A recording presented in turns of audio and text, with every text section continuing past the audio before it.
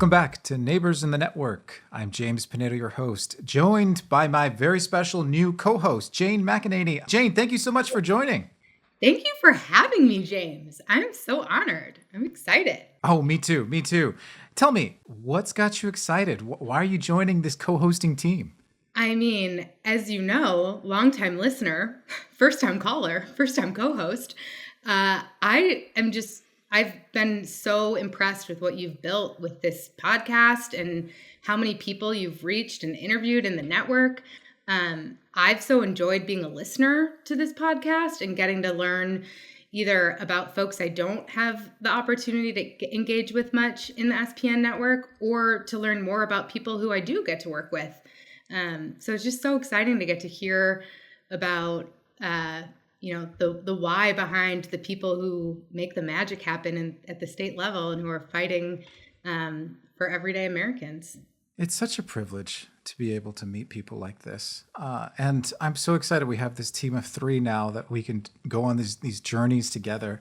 There's so many wonderful people in this network, isn't there?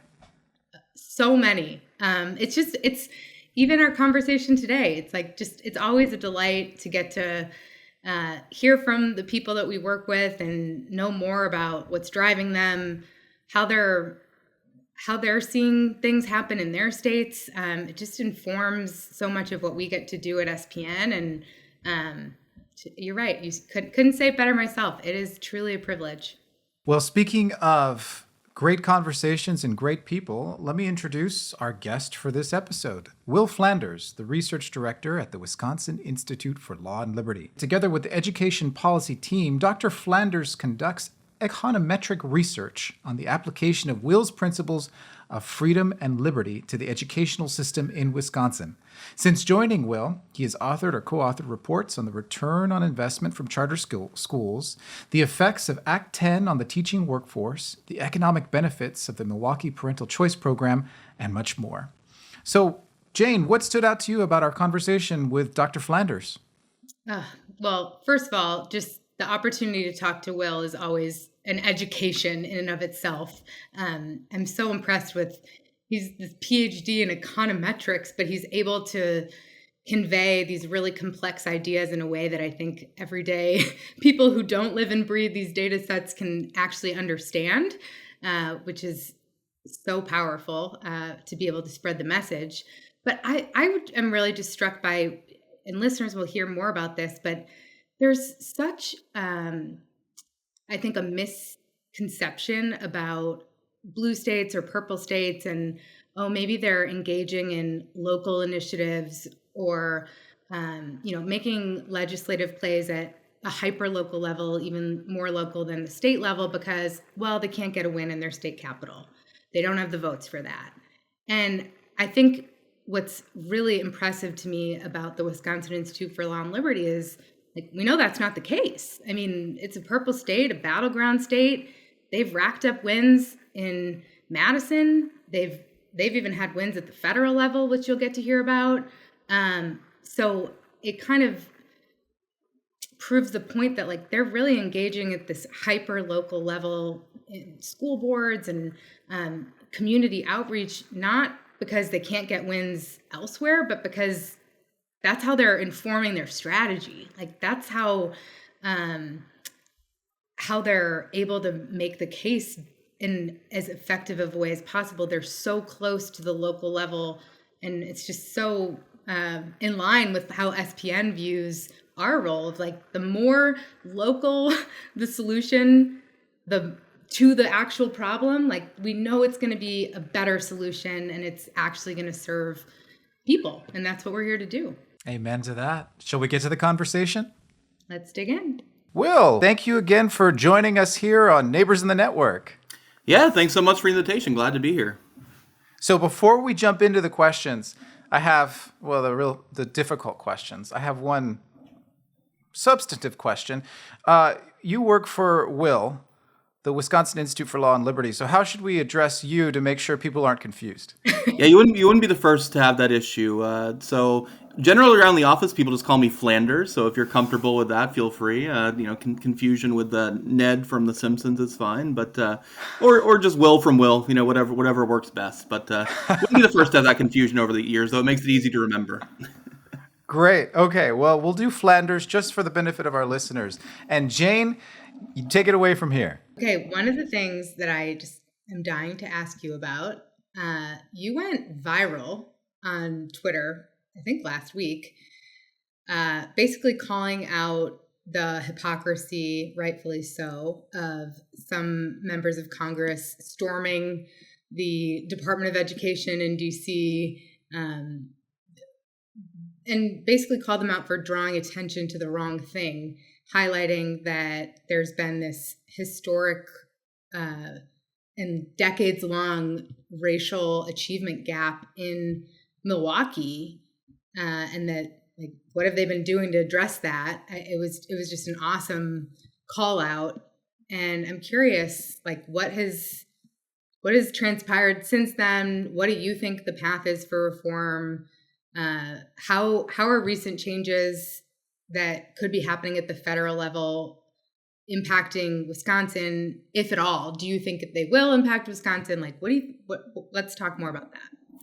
Yeah, so this was in the context of DOGE, and they had their focus on the Department of Education last week, a couple of weeks ago, and of course, the goal there is to trim the bureaucracy, right? To cull back the excessive amounts of spending that are occurring in our federal government across a host of different departments and agencies.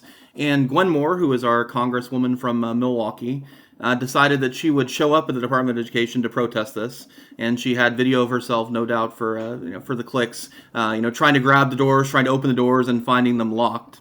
And my question was essentially, you're angry about this, right? And you can disagree with DOGE, you can disagree with federal policy, but what drove you to the Department of Education was this anger at trying to cull the bureaucracy, and yet you represent the city of Milwaukee, which on the most recent round of the NAEP had the largest racial achievement gaps in the country. And this wasn't a new phenomenon. This has been the phenomenon for the last several NAEPs, going back to at least, I think, 2018, where Milwaukee has the largest racial achievement gaps in the country, where proficiency on our state exams is under 20% continually.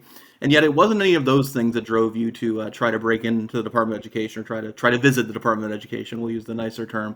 It was the fact that we're trying to cut some of the bureaucratic waste that's happening in the department.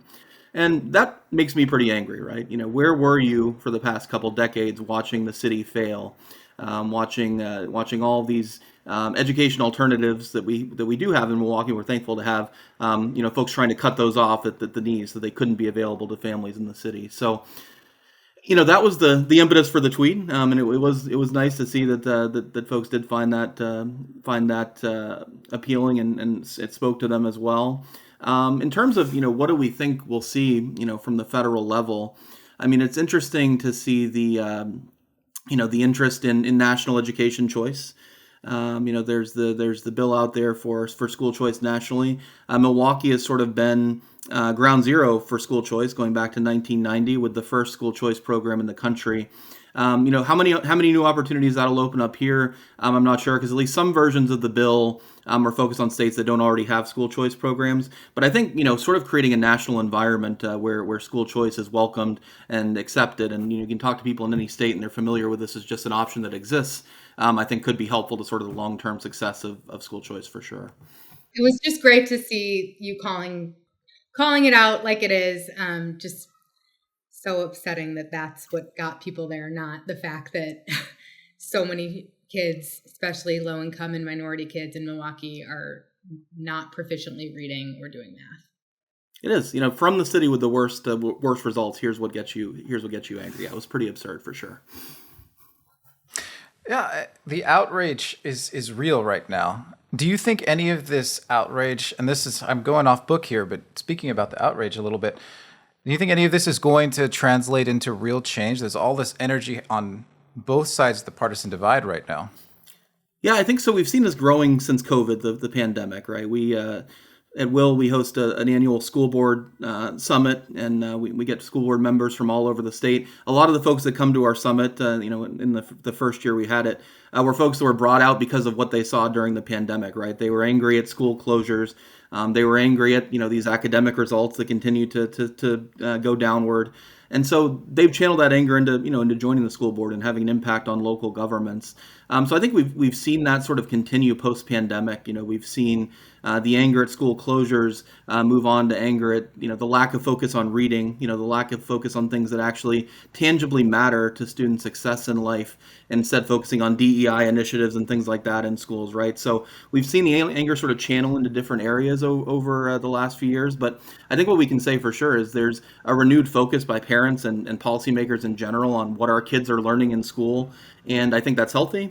And I think so far, we've seen positive results in terms of getting some real change, often at the local level, even more so than just the state level. Amazing. Well, I was, and Jane as well, we were both super excited about hearing about Will's, with the Wisconsin Institute for Law and Liberty's policy priorities of education funding reform. Can you break that down a little bit more? What is Will really hoping to accomplish here? And if we could get as specific and nitty-gritty as possible, we'd love that. Yeah, absolutely. So during the last legislative session, our focus was on sort of increasing the voucher amounts and the charter school amounts so that there's greater parity. Sorry, for the benefit of our listeners who might not know about this, please plug your state as the first ever OG for having a voucher program. I just want to make sure all the listeners understand, Wisconsin was the first. That's why this is so important that you're able to continue the success of the program. Sorry. Yeah, absolutely. So going back to 1990, there was not the notion of school choice was something from Milton Friedman's papers. It wasn't something that had been implemented in any state or any locality in the country. And there was a coalition of both liberals in the Milwaukee area who were again angry at the problems in schools in the city. Decades of failure we already had by 1990. We've only continued that since then. But they wanted alternatives. They wanted to see another option for families, and they worked with Governor Tommy Thompson and others in the state legislature in a bipartisan effort to create the Milwaukee Parental Choice Program, which was the first modern school choice program in the country. We put the asterisk because some folks, if there's anyone listening in Vermont, they might say they've had something since the 1800s, but we'll put the modern caveat on there. But this program began in 1990, has grown to almost 30,000 students in the city. We've also subsequently implemented a charter school program statewide. We were the second state to have charter schools after Minnesota. And then we've created a statewide school choice program in 2012 as well. So we do have a school choice program statewide. Where we've fallen behind other states is in terms of the access to those programs. So while states like Arizona and Florida and Tennessee and others have implemented universal ESAs, we still have income limitations on our program. And that's something obviously we'd like to work on going forward. And in terms of our legislative session and progress there from the previous question, our goal in the last session was to get greater parity with the public schools. We think the ideal situation is the money follows the kid no matter what door they walk through. Obviously, the voucher amounts traditionally in ESAs as well are less than the public school amounts, but we achieved closer to parity than most other states in the country, which we thought was a pretty good accomplishment given that we have a Democratic governor who has been historically very opposed to school choice. Our high school voucher is now $12,700 per student. Our K-8 voucher is over $10,000 per student, and those are some of the largest in the country beyond special needs programs. So given that we've gotten close to parity, and I think there could be wisdom in. I'm going to interject again. Go ahead. Forget sometimes that you are a PhD. So explain to listeners who might not know what you mean by parity. Yeah, that's right. So our public schools who are for school choice and monitoring this across the country don't understand that even these universal programs aren't necessarily the full per pupil amount that kids in district schools get. So that's right. Yeah, that's a good point. So in our public schools in Wisconsin, between state, local, and federal dollars, are at about $18,000 per kid. our voucher amounts, that was the amount transferred for the voucher student prior to these changes last year, were about 9,800 at the high end for students. So what we want to try to do is bring those numbers together so that we're closer to money following the student no matter which school they go to. So essentially that's what I mean by parity. But yeah, having gotten that gap closed, and candidly, there might be some wisdom. At least our legislators like to be able to say we're educating these kids for slightly less, right, and getting better outcomes.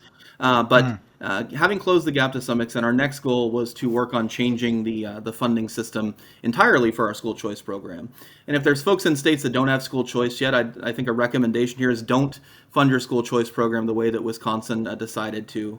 What we decided to do here was that, when a student leaves for the choice program, there's a reduction in the state aid that goes to the district. But the problem is the district is then allowed to make that up by raising local property taxes. And what that leads to is a situation where across the state you see the school choice program blamed for property tax increases. You'll see school districts send out mailers that say, your property taxes went up X amount this year due to the school choice program existing. So what we've tried to, what our main goal this year is to create a system where, like a lot of other states have gone to, school choice is funded purely at the state level, not by this property tax weird situation in the background. And we think this is attractive because not only is it beneficial to the choice program in terms of PR, getting better, limiting the ability of public schools to criticize it, but it also can help public schools as well, because our public schools in the state have told us they don't really know how much money they're going to have until they see those final choice numbers. So it leads to a lot of volatility in terms of public school funding too. So we've been presenting this as sort of a win-win. Have the choice program funded at the state level, make it fully independent from local school funding, and there's sort of benefits across the board from that. So immediately I want to ask, connect the gaps here. How is it that this type of reform can help, or is it possible that it can help lessen that achievement gap we started talking about? Yeah, so what we've seen, we do an annual apples to apples study here in Wisconsin that essentially what I try to do is take the test score data for the state and control for some of those factors that we know unfortunately have historically had an impact on performance. That's economic status, some of the racial factors, among grade level and disability and English language learner, and see if we see a performance advantage for choice. And at least in Wisconsin, every time we've done that study, we've seen a performance advantage where students are achieving more in our choice schools, accounting for all these variables that impact performance. I've done this study every year, almost every year for 6 years. We found that result. This is consistent, by the way, with work that was done by the University of Arkansas, who did some of the first ever studies of school choice around the country through what's known as the School Choice Demonstration Project. And they found consistently students who participated in choice in Milwaukee were more likely to go to college. Corey DeAngelis worked with them and showed that those kids are less likely to get involved in criminal activity and then the criminal justice system. So there are a host of benefits that have been achieved. And we think in terms of closing the achievement gaps, yes, we do have this program that focuses in Milwaukee on heavily African American and Hispanic students. Those are the students that use this program, a majority of students, and they are getting better outcomes. Is it the extent to which we'd like? Probably not. There's a lot of work to do across the board, but we do see evidence of performance improvement from the existence of these programs for sure. See, this is one of the things that kind of stresses me out, because I'm like, okay, we point to Milwaukee as this original program, and yet we're also acknowledging the reality, like it reflected in the recent NAEP scores, that there is still this achievement gap. So opponents of choice might try and say, look, you've had this program for 3+ decades and there still is this achievement gap. Obviously, there's a lot of nuance to that. Some proponents of choice say it's not about improving academic outcomes, it's about empowering parents. And if academic outcomes improve, great. Then there are those who say, no, it is about improving academic outcomes. How do you push back against that challenge? You have such a brain for the numbers and the data, but how can you explain that to folks who might try and use it against us? Yeah, no, it's a great question.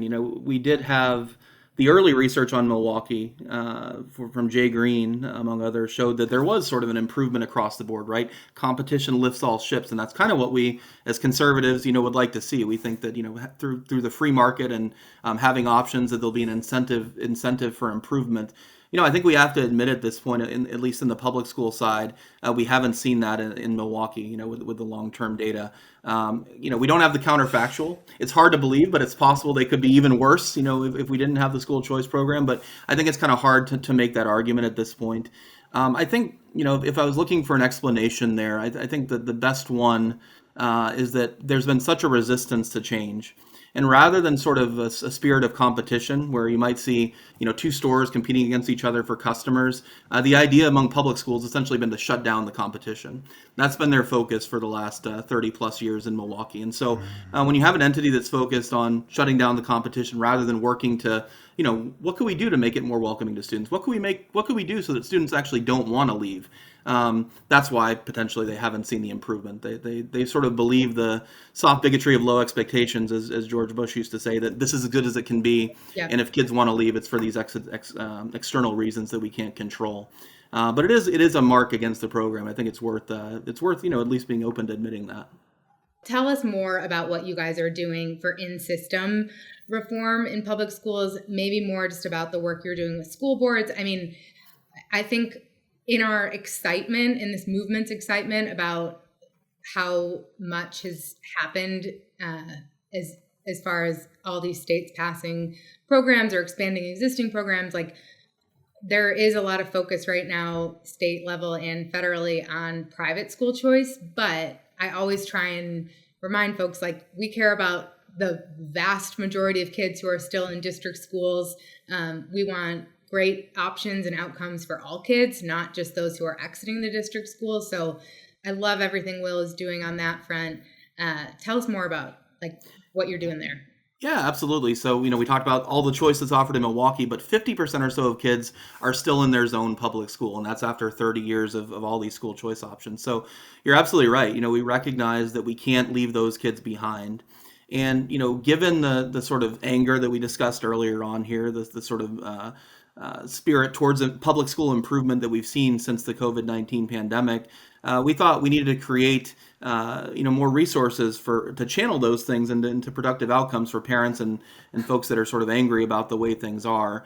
So what we've done through our Restoring American Education project is that we are sort of focused on providing resources for folks in three different buckets. The first is parents. We want to have resources for parents on the public school side to do things like, for instance, access the resources their kids are seeing, the curriculum transparency stuff. We have resources for teachers. We've worked with Daniel Buck, who's been at the Fordham Institute. He's now working at a charter school, but he's a sort of national advocate for moving away from some of these modern practices of not focusing on traditional civics, not focusing on the science of reading, and moving back to some of those core principles. So we have resources for teachers focused on that. We also have resources for school board members. And that's probably what's been the biggest sort of bucket of all. We've tried to create a list of locally implementable policies that address these a lot of these different issues, from from bathroom policies for folks that are worried about some of the transgender issues that we've seen nationally, to cell phone policies, right? We have a policy for cell phones as well, and how districts can at their school board level work to eliminate cell phones in the classroom. So we recognize there's sort of a gap there, and there are a lot of folks that are doing good work trying to fill that gap at this point. But we have tried to sort of provide these tangible policies that folks can implement to improve their local schools from the inside. So how'd you get interested in all of this, Flanders? This is I see the passion, and this is a huge task that you and everyone there at Will have undertaken. So how'd you come interested into this? How'd you get passionate about it? Yeah, so I think in graduate school, getting my PhD in political science and public policy, I knew I wanted to work in the private sector. I didn't really want to go and become a academic in the ivory tower, right? I enjoyed working on tangible policies that can have a real impact on people's lives. Not that some academic stuff doesn't, but it's a little more removed, I would say, in most instances, just a little bit. And so, when I was finishing my PhD, I saw this opportunity to come up to Wisconsin, and the focus there was specifically at that point only on education policy at Will. And I think at the very beginning, I looked at things from a number standpoint. Here's some data, and I can run some analyses. But over the first couple years up here, we would visit schools, and we would go into the classrooms. We would see the kids that are being helped by these educational options on the ground level. We'd see the teachers that are generally taking a pay cut, to work in these schools relative to traditional public schools. And you could really feel how important, these options were to families. And that's what's, driven my passion. The fact that we do see folks across the board every year trying to end these programs, right? It makes me angry, and we need to defend these programs and be advocates for them and work to expand access to them, because when you go visit these schools and talk to kids and families, you see that it can be a life-changing experience getting a path out of a school that's not working for them. And that's the source of my passion for sure. Beautiful. This is a follow-up that you just said right now, that it makes you angry that people try to end these programs. And that kind of harkens back to something that came into my mind earlier. Is there any chance that there can be a spirit of competition that starts up between, instead of a zero-sum game, kind of something, a different type of idea popping up on both sides of this equation? Yeah, I think that's the ideal, right? And if you go back to Yeah. Milton Friedman's vision for school choice, I think that's sort of the basis of it, right? I think if you look in our state, I mentioned that we've expanded beyond Milwaukee to have a statewide program as well. And I think outside of Milwaukee, we tend to see more of that spirit of sometimes cooperation or more friendly competition. Not in every instance, obviously, but we've had examples of schools that are voluntarily providing busing to students to attend choice schools in some districts in the state. So, it is a challenge because we're a state that's sort of losing population, and we're the number of students, the pie is shrinking over time, not like a state like Florida where the pie is still somewhat increasing. So we're sort of dealing with these population challenges that nationally they'll be dealing with over the next 30 years. We're already dealing with them here. And so that creates sort of a competition for resources that might not always be as friendly. But I think outside of Milwaukee, where the scars of Act 10 and all sorts of different things have sort of been overlain over the school choice program, and it's become a real partisan battle. We do see more of a friendlier competition, at least in the current state. Could that change over time as more students choose choice? Absolutely. But outside Milwaukee, it's a little bit friendlier, and I think that could be at least a reason for hope that things could be different across the country. Gosh, as someone who fled Illinois for greener pastures, it's kind of crazy to hear you say like that Wisconsin's losing population, because for years I'd be down in Springfield and hear lawmakers say everybody's going north to Wisconsin. It's just, but it is true. I mean, people are voting with their feet, and I hope lawmakers are taking that into account when these programs come across their chambers. Yeah, I think, to clarify, we're very slowly, we're sort of stagnating, but in terms of the student population, we're already losing population, but we will be losing population, inevitably relatively soon based on demographics. And, beyond education, obviously, Will does a lot of work on how can we sort of try to stem this flow. I always say, when you're looking at the reasons we're losing population, you need to include that climate variable in there to some extent too. It's always something we're going to have to overcome here. It was a factor for me. It wasn't the top factor, but it played into my decision making.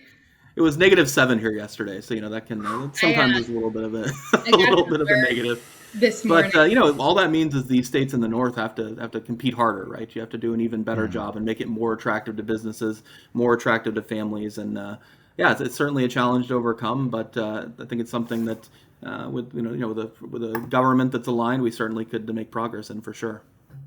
Yeah, you'll get a kick out of this. I had a weather alert this morning that North Carolina is apparently in a state of emergency today, and they are expecting snowmageddon, which is 1 inch of snow.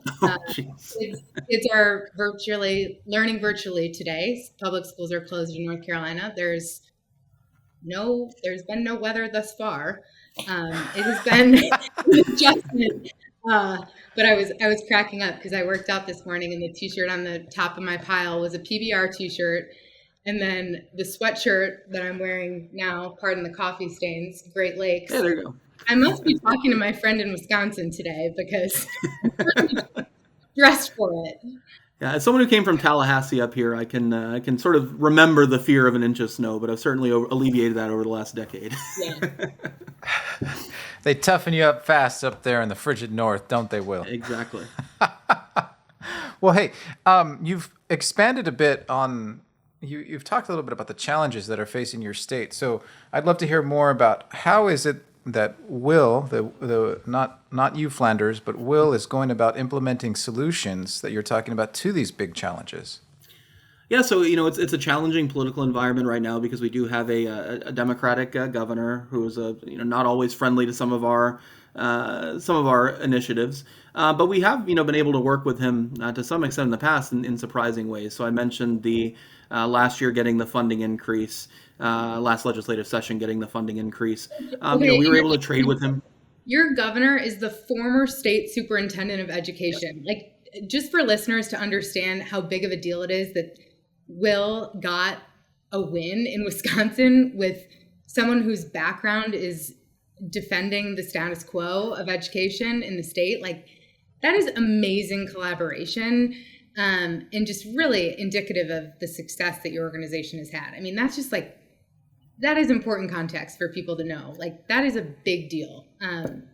Yeah, well, thank you. And it's it is a challenge. His DPI budgets when he was the superintendent would usually propose ending school choice. So we've come a long way since then. And even as governor, he sometimes has made similar proposals. But he's willing to trade. He's willing to do things. If we get some more funding for public schools, he's willing to make deals to some extent. And I think to his credit, he's someone I do believe truly is passionate about education. He may not always go about it the same way, but he actually cares about the kids. And I think in terms of how we can get things done in this state currently, it does require getting past the sort of partisan fistfights, right? To see what are the core issues, and to this governor's credit, on some issues he's been willing to do that.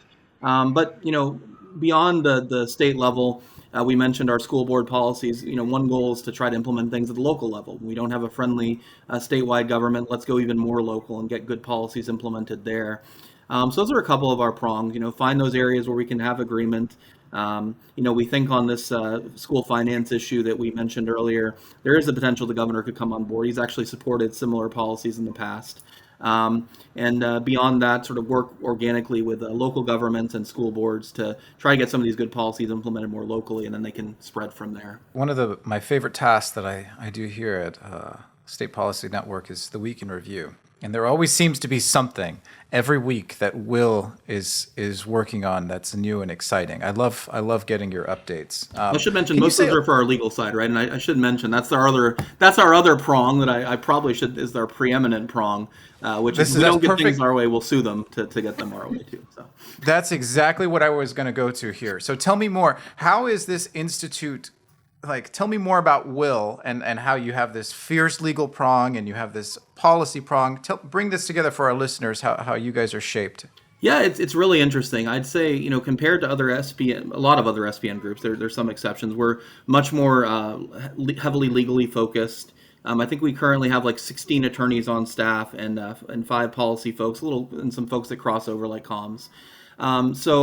We're very focused on state level, legal policies. We had a case yesterday, and even more local. We had a case yesterday about getting police back into Milwaukee schools that one of our attorneys won yesterday.